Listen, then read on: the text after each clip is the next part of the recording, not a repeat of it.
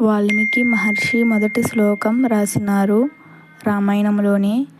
తపస్వ్యధ్యాయనిరతం తపస్వి వాగ్విదాంబరం నారదం పరిపప్రచ్ఛ వాల్మీకిర్మునిపుంగవం. ఈ శ్లోకానికి అర్థం ఏమిటంటే, తపస్వి ముని గొప్ప వాగ్విదంబరుడైన నారద మహర్షిని పరిప్రశ్న చేయడానికి తపస్వి అయిన వాల్మీకి మహర్షి సిద్ధపడుతున్నారు అని.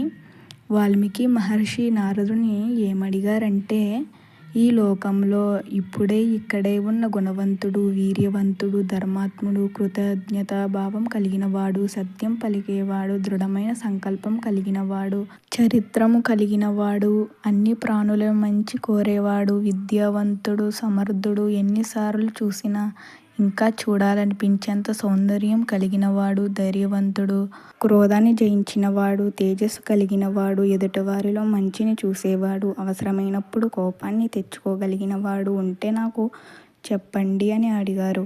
నువ్వు చెప్పిన గుణాలన్నీ ఒక మనిషిలో ఉండటం కష్టమే, కానీ ఒకరు ఉన్నారు, నీకు ఇప్పుడు చెప్తాను అతని గురించి అని నారద మహర్షి ఇలా అన్నారు. ఇక్ష్వాకు వంశంలో రాముడి పేరుగల ఒక వ్యక్తి జన్మించారు. ఆయనకి నువ్వు అడిగిన 16 గుణాలు ఉన్నాయి అని చెప్పి 100 శ్లోకాలతో సంక్లిప్తం రామాయణాన్ని వాల్మీకి మహర్షి నారదుడు చెప్పాడు. చెప్పిన తర్వాత నారదుడు వెళ్ళిపోయారు.